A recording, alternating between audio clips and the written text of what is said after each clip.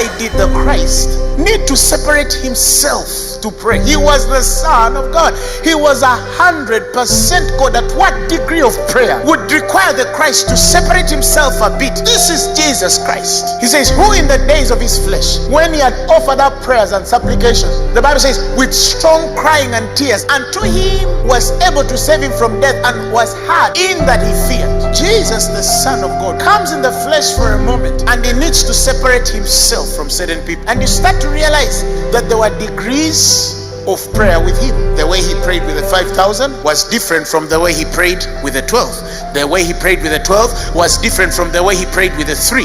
And the way he prayed with the 3 was also different from the way he prayed alone. There was a point he calls John, Peter, and who? James. He takes them to the mountain. He tells them, now you pray. But you see, he doesn't pray with them. No, he still separates himself a bit from them and says, even though you are in the place of prayer, I think the 3 of you can share this altar with me, but not at this level. So you pray. Some people think that it was just by mistake that these 3 people slept. No! There was a glory that their flesh could not withhold.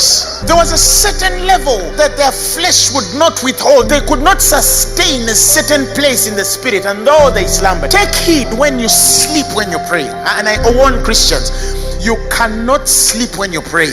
If you are the kind which sleeps in prayer, you need deliverance. Because that means as you're hitting a certain place in the spirit, your body starts to weaken. Your body cannot contain it, and the enemy puts a slumber on you. Sleep in anything. Sleep on a movie, but don't sleep in prayer. If you feel sleepy, stand up and refuse to sleep. Why? Because that is the point you're dealing with your body. You're putting it to subjection.